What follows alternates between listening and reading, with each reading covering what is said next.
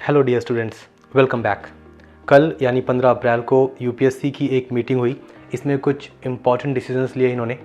जहाँ तक जो ऑनगोइंग एग्ज़ाम्स और इंटरव्यूज़ थे, जैसे 19 अप्रैल को जो एनडीए का एग्ज़ाम होने वाला था, या फिर कई सारे इंटरव्यूज़ अभी शेड्यूल थे अप्रैल मई के मंथ में, आईएएस के, मेडिकल सर्विसेज के, जियोलॉजी सर्विसेज के, वो सब पोस्टपोन हो चुके हैं। इसके बारे में नोटिस ऑलरेडी यूपीएससी इशू कर चुकी है अर्लियर।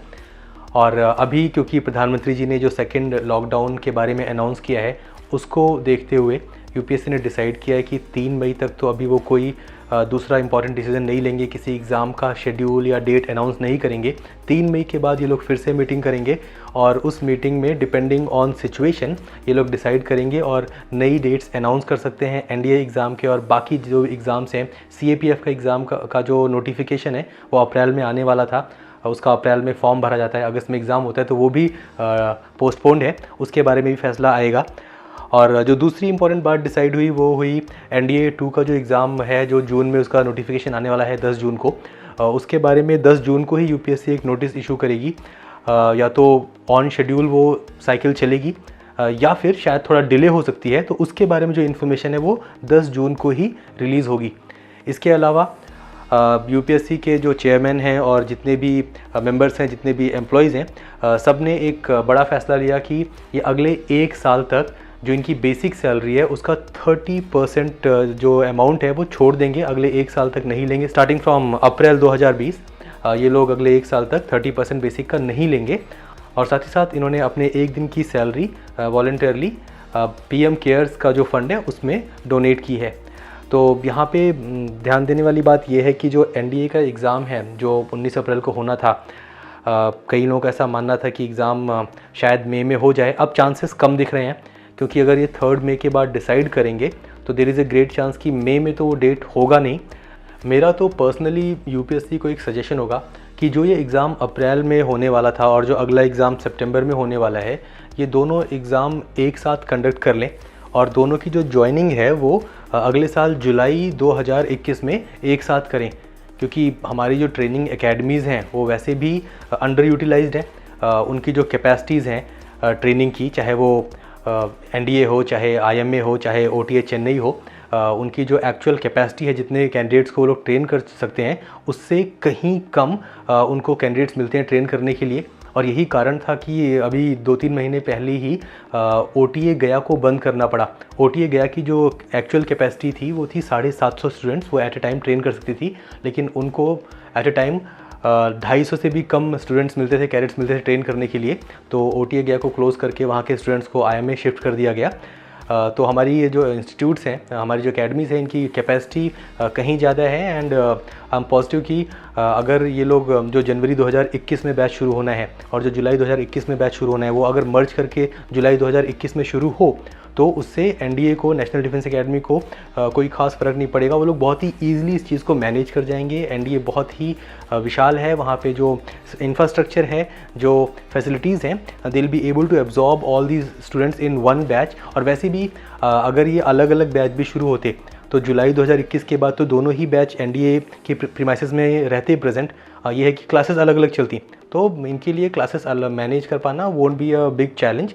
तो एक सजेशन है, क्योंकि अदरवाइज़ होगा ये कि जो एसएसबीज़ शेड्यूल होंगी अप्रैल वाले एग्ज़ाम की और जो सितंबर वाले एग्ज़ाम की, वो सब क्लैश करेंगी। तो it will be a little difficult for Indian army, Indian air force, Indian navy to manage 2 अलग अलग बैचेस की एसएसबीज़ एक साथ करना।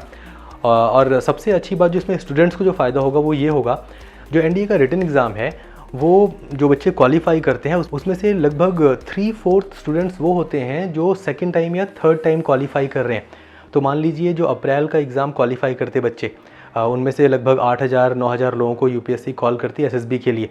और फिर जो सितंबर में एग्ज़ाम क्वालिफाई करेंगे उसमें से जो 8-9 हज़ार बच्चे एग्ज़ाम क्वालिफाई करेंगे जो कॉल होंगे एसएसबी के लिए, उसमें से लगभग 6,000 लोग सेम ही होंगे। तो अब अगर एग्ज़ाम कॉमन हुआ तो instead of calling only 8-9 thousand, वो लोग ज़्यादा बच्चों को कॉल करेंगे, कम से कम 12-13 हज़ार बच्चों को। अगर डबल को कॉल नहीं भी करते तो कम से कम 12-13 हज़ार बच्चों को कॉल करेंगे। इससे फ़ायदा क्या होगा, वो बच्चे जो जिनका रैंक थोड़ा सा पीछे रह गया था, जो 9,000, 10,000, 11,000 के रैंक पे रह गए थे और क्वालिफाई नहीं कर पाए थे, वो लोग भी क्वालिफाई कर जाएंगे। क्योंकि होता क्या है कि कई बार कुछ बच्चे जो अच्छा स्कोर कर गए और टॉप के 8,000 में आ गए, लेकिन वो एसएसबी में परफॉर्म नहीं कर पाते। लेकिन वहीं कुछ बच्चे जो 9,000, 10,000, 11,000 जिनका रैंक रहा और वो एसएसबी के लिए आइडियल कैंडिडेट थे, they had that calibre, that personality कि वो एसएसबी आराम से क्वालिफाई करते, बट उनको एसएसबी में अपीयर होने का मौका ही नहीं मिलता क्योंकि उन्होंने रिटन एग्ज़ाम क्लियर नहीं किया होता। तो कंबाइंड एग्ज़ाम होने से ये एक बेनिफिट मिलेगा कि ज़्यादा बच्चों को एसएसबी देने का मौका मिलेगा। और जहाँ तक 2019 के दूसरे एनडीए एग्ज़ाम की है, जो नवंबर में आपने दिया था, उसकी ज्वाइनिंग अभी जुलाई 2020 में होने वाली है। उसको ये लोग चाहें तो पोस्टपोन कर सकते हैं और इसकी ज्वाइनिंग जनवरी 2021 में कर सकते हैं। It was just a suggestion. I am sure UPSC में जो ऑफिसर्स हैं वो बहुत इंटेलिजेंट हैं और वो सब सिचुएशंस को, सब फैक्टर्स को ध्यान में रख के एक बहुत ही अच्छा फैसला लेंगे।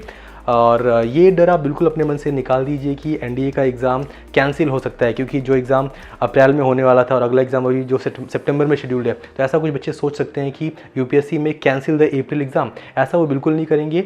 ये अन्याय बिल्कुल नहीं होने देंगे वो बच्चों के साथ कि जो लोग अप्रैल वाले एग्ज़ाम के लिए एलिजिबल थे उनका एग्ज़ाम ही कंडक्ट ना हो, क्योंकि कई बच्चे होंगे जिनका ये अप्रैल वाला एग्ज़ाम लास्ट अटैम्प्ट होगा उनकी डेट ऑफ बर्थ के हिसाब से, सितंबर के लिए वो एलिजिबल ही नहीं होंगे।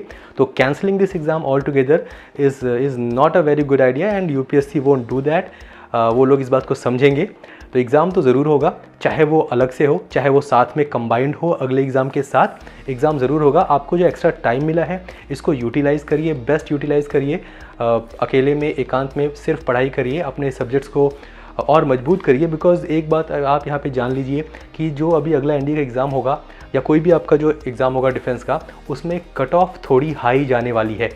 बच्चों की प्रिपरेशन अच्छी हो रही है। आपके जो बाकी बैचमेट्स हैं, जो आपके कंपटीशन हैं, जो बाकी स्टूडेंट्स हैं, वो लोग बहुत पढ़ाई कर रहे हैं, बहुत मेहनत कर रहे हैं। तो कहीं ऐसा ना हो कि आप उनसे पीछे रह जाएं।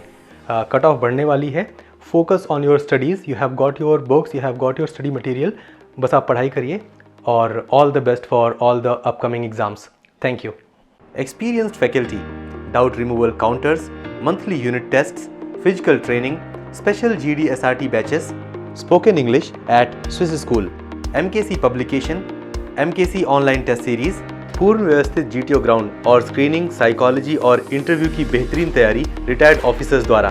मेजर कल्ची हेल्थ केयर सेंटर में आर्मी ऑफिसर्स द्वारा free medical checkup, Saurabh sir का मोटिवेशन और गाइडेंस।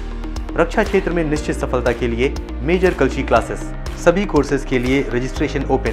किसी जानकारी के लिए विजिट करें www.majorkulchiclasses.com या कॉल करें 9696330033।